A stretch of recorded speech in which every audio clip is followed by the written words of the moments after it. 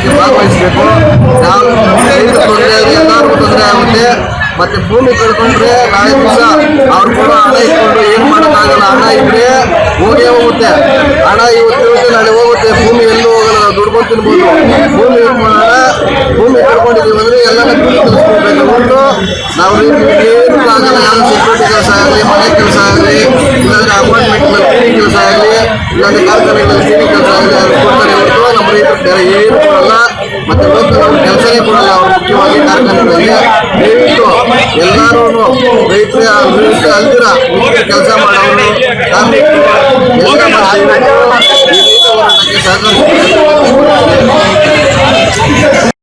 ಹಂಗಾಗಿ ಸಂಯುಕ್ತ ಕಿಸಾನ್ ಮೋರ್ಚಾ ಬಿಜೆಪಿ ಪಕ್ಷವನ್ನು ಶಿಕ್ಷಿಸಬೇಕು ಅಂತೇಳಿ ಪ್ರತಿಯೊಂದು ಚುನಾವಣೆಯಲ್ಲಿ ನಿಲುವಾಗಿ ತಗೊಳ್ತು.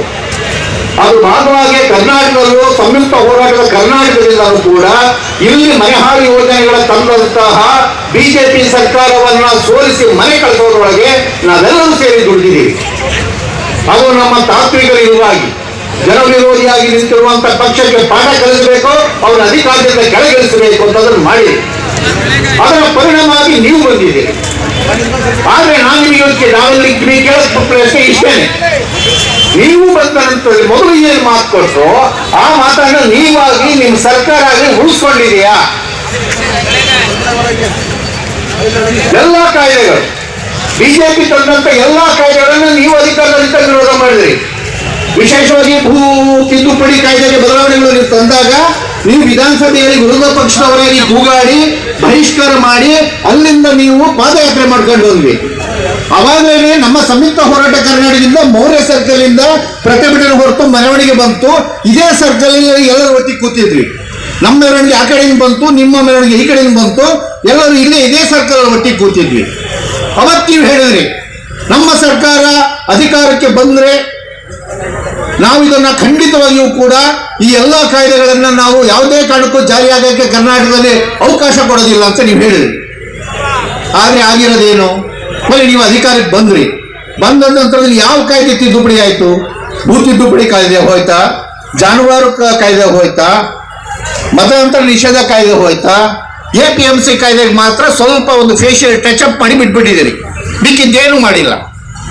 ಬೆಲೆಯ ಸಮಸ್ಯೆ, ಭೂಮಿಯ ಸಮಸ್ಯೆ, ನಮ್ಮ ಉದ್ಯೋಗದ ಸಮಸ್ಯೆ, ನಮ್ಮೆಲ್ಲ ಪ್ರತಿಯೊಂದು ಸಮಸ್ಯೆಗಳು ಹಂಗೆ ರಾಶಿ ಹಂಗೆ ಉಳ್ಕೊಂಡಿದ್ದಾರೆ. ಹಂಗಿರ್ಬೇಕಾದ್ರೆ ಏನ್ ಹೇಳ್ಬೇಕು? ಯಾವ ಗ್ಯಾರಂಟಿ ಸರ್ಕಾರ? ಗ್ಯಾರಂಟಿ ಅಂದ್ರೇನು? ಗ್ಯಾರಂಟಿ ಅಂದ್ರೆ ಸ್ವಲ್ಪ ಒಂದು 2,000 ರೂಪಾಯಿ ಕೊಟ್ಬಿಡೋದು, ಬಸ್ಸಲ್ಲಿ ಫ್ರೀಯಾಗಿ ಓಡಾಡ್ಬಿಡ್ರಿ ಅಂತ ಹೇಳೋದು ಗ್ಯಾರಂಟಿನಾ? ಗ್ಯಾರಂಟಿ ಅಂದ್ರೆ ನೀವು ಕೊಟ್ಟಳ ಮಾತು ಅದು ಗ್ಯಾರಂಟಿ ಇರಬೇಕು. ಆ ಗ್ಯಾರಂಟಿಗಳು ಜಾರಿ ಆಗ್ಬೇಕು. ಅದ್ರಲ್ಲಿ ಏನ್ ಮಾಡ್ತಿದ್ರಿ ನಿಮ್ಮ ಸರ್ಕಾರ ಅನ್ನೋದನ್ನ ನೀವು ನೋಡ್ಕೋಬೇಕಾಗಿದೆ. ಈಗ ಅನೇಕ ಕಾಯ್ದೆಗಳ ಬಗ್ಗೆ ನಮ್ಮ ಹಿರಿಯರು ಹೇಳಿದ್ದಾರೆ, ಆ ವಿಚಾರಗಳನ್ನ ಹೇಳಕ್ ಹೋಗ್ತಿಲ್ಲ. ಇನ್ನೊಂದು ಪ್ರಜಾತಂತ್ರವನ್ನೇ ಬುಡಮೇಲು ಮಾಡುವಂತ ಒಂದು ಕಾಯ್ದೆ ತರ್ತಾ ಇದ್ದಾರೆ. ಅದು ನಮ್ಮಗಿಂತಲೂ ಕೂಡ ನಿಮ್ಮ ಬುಡನೇ ಮೊದಲು ಹೋಗುವಂತದ್ದು. ನೀವು ವಿರೋಧ ಪಕ್ಷಗಳಿದ್ದೀರಲ್ಲ, ನೀವು 2028 29 ಅಧಿಕಾರಕ್ಕೆ ಬರಲೇಬಾರದು ಅಂತ ಗ್ಯಾರಂಟಿ ಮಾಡ್ಕೊಳ್ಳೋಕ್ಕೋಸ್ಕರ ತರ್ತಾ ಇದ್ದಾರೆ SIR ಕಾಯ್ದೆ ಅಂತೇಳಿ. ಇಡೀ ನಮ್ಮ ಮತದಾರರ ಪಟ್ಟಿ ಏನಿದೆ ಅದನ್ನೇ ತೀವ್ರ ಪರಿಷ್ಕರಣೆಯ ಹೆಸರಿನಲ್ಲಿ ಮನಸ್ಸಿಗೆ ಬಂದಂತ ಬದಲಾವಣೆ ಮಾಡ್ತಿದ್ದಾರೆ. ಜಾತ್ಯತೀತ ವೋಟ್ಗಳನ್ನು 10ರಿಂದ 15% ಡಿಲೀಟ್ ಮಾಡ್ತಾರೆ ನಿಮ್ಮ ಲಿಸ್ಟ್ ಇಂದ. ನೀವು SIR ಇಟ್ಕೊಂಡು ಉತ್ಪಾದನಾ ವೆಚ್ಚಕ್ಕೆ 50 ಸೇರಿಸಿ ರೈತರ ಉತ್ಪನ್ನದ ಎಲ್ಲಾ ಬೆಳೆಗಳಿಗೂ ಕೂಡ ಬೆಲೆ ಕೊಡಬೇಕು, ಮತ್ತೆ ಅದನ್ನ ಕಾನೂನುಬದ್ಧಗೊಳಿಸಬೇಕು ಅಂತಕ್ಕಂಥ ಹೋರಾಟ ಅವತ್ತಷ್ಟಕ್ಕೆ ನಿಂತಿತ್ತು. ಅದಾದರೆ ಸಂಯುಕ್ತ ಹೋರಾಟದ ಇನ್ನೊಬ್ಬರು ಮುಖಂಡರು ಜಗದೀಶ್ ಸಿಂಗ್ ದಲ್ಲೇವಾಲ ಅವರು 45 ದಿನಗಳ ಅಮರಣಾಂತ ಉಪವಾಸ ಮಾಡಿ ಜೀವನ ಮರಣದ ಪ್ರಶ್ನೆಯಲ್ಲಿ ಕೇಂದ್ರ ಸರ್ಕಾರ ಆಶ್ವಾಸನೆ ಕೊಟ್ಟು ಮತ್ತೆ ಅವರ ಉಪವಾಸವನ್ನು ಮುಕ್ತಾಯ ಮಾಡಿದರು. ಅದಿನ್ನೂ ಹಾಗೇ ಇದೆ.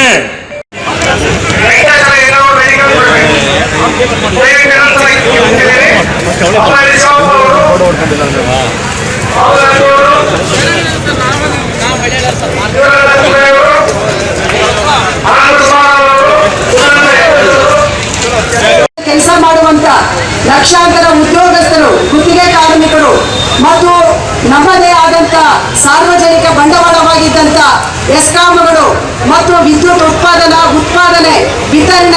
ಎಲ್ಲವೂ ಕೂಡ ಇವತ್ತು ಖಾಸಗಿಯವರ ಕೈಗೆ ಹೋಗ್ತಾ ಇದೆ. ಈ ಮಸೂದೆಯನ್ನ ನಾವು ವಿರೋಧಿಸ್ತಾ ಇದ್ದೇವೆ. ಈ ಒಂದು ಉದ್ಯೋಗವನ್ನು ಅರೆಕಾಲಿಕ ಮತ್ತು ಶಾಶ್ವತವಲ್ಲದ ಉದ್ಯೋಗಗಳಂತೇಳಿ ಮಾಡ್ತಾ ಇದ್ದಾರೆ. ಅದಕ್ಕೆ ಬೇಕಾದಂತಹ ಕಾನೂನುಗಳನ್ನ ರಚನೆ ಮಾಡಿ ಒಟ್ಟಾರೆಯಾಗಿ ಈ ದೇಶದ ಶ್ರಮಿಕರನ್ನ ಮತ್ತು ಭೂಮಿಯನ್ನ ಇವತ್ತು ಬಂಡವಾಳಗಾರರ ಪಾಲಾಗಲಿಕ್ಕೆ ಕೇಂದ್ರ ಸರ್ಕಾರ ಮತ್ತು ರಾಜ್ಯ ಸರ್ಕಾರಗಳು ಇವತ್ತು ಅವಕಾಶ ಮಾಡಿಕೊಡ್ತಾ ಇದ್ದಾವೆ. ಇದನ್ನ ಈ ಒಂದು ಸಮಾವೇಶ ಖಂಡನೆ ಮಾಡಿ ಆ ಎಲ್ಲ ಒಂದು ಏನು ಮಸೂದೆಗಳನ್ನ ಇವತ್ತು ನಾವು ಸುಡ್ತಾ ಇದ್ದೇವೆ. ಈಗಾದ್ರೂ ಕೂಡ ಸರ್ಕಾರ ಎಚ್ಚೆತ್ತುಕೋಬೇಕು. ಇಲ್ಲ ಅಂತ ಹೇಳಿದ್ರೆ ಮುಂದಿನ ದಿನಗಳಲ್ಲಿ ರೈತ ಕಾರ್ಮಿಕರು ಬೀದಿಗಿಳಿತು ಅಂತ ಹೇಳಿದ್ರೆ ಅವರ ಒಗ್ಗಟ್ಟಿನ ಫಲ ಪ್ರದರ್ಶನ ನೀವು ಮುಂದಿನ ದಿನ ಯಾವುದೇ ರೀತಿ ಖಾತ್ರಿ ಇಲ್ಲ. 62 ಲಕ್ಷ ಕೋಟಿ ಬೇರೆಯವರ ಪಾಲಾಗುತ್ತೆ ಅನ್ನುವಂಥ ಅಂಶಗಳನ್ನ ನೋಡಬೇಕು. ಹಾಗೇನೆ ಬ್ಯಾಂಕ್ ಇಂಡಸ್ಟ್ರಿ ಅಂತ ಹೇಳಿ ತಗೊಂಡಾಗ ಸುಮಾರು 161 ಲಕ್ಷ ಕೋಟಿ ಒಟ್ಟು ಬ್ಯಾಂಕ್ಗಳ ಆಸ್ತಿ ನಮ್ಮ ದೇಶದಲ್ಲಿದೆ. ಇದ್ರ ಒಳಗಡೆ ನಿಬಂಧನೆಗಳಿತ್ತು. 50% ಮೇಲೆ FDI ಇರಬಾರ್ದು ಅಂತೇಳಿ.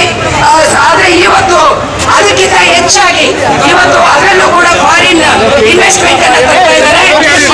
ಈ ರೀತಿ ಯಾವಾಗ ಬೇಕಾದ್ರೂ ಮುಚ್ಕೊಂಡು ಹೋಗುವಂತ ಹೇಳಿದ್ರೆ ಕೇವಲ ದಿನಕ್ಕೆ 178 ರೂಪಾಯಿ ಅಂತ ಹೇಳ್ತಾ ಇದ್ದಾರೆ. ಸೊ ಈ 178 ರೂಪಾಯಿ ಅಂದ್ರೆ ಏನು ಅನ್ನುವಂಥದ್ದನ್ನ ಇಮ್ಯಾಜಿನ್ ಮಾಡ್ಕೊಳ್ಳಿ. ಮುಂದೆ ಭಾರತ ದೇಶದಲ್ಲಿ ಯಾವುದೇ ಕಾರ್ಮಿಕರನ್ನ ಸಂಪೂರ್ಣವಾಗಿ ಗುಲಾಮಗಿರಿಗೆ ತಳ್ಳಲಿಕ್ಕೆ ಈ ಭಾರತ ದೇಶದ 11 ಕೇಂದ್ರ ಕಾರ್ಮಿಕ ಸಂಘಟನೆಗಳು ಸತತವಾಗಿ ವಿರೋಧಗಳನ್ನ ಮಾಡಿದ್ರೂ ಕೂಡ ಅಖಿಲ ಭಾರತ ಸಾರ್ವತ್ರಿಕ ಮುಷ್ಕರಗಳ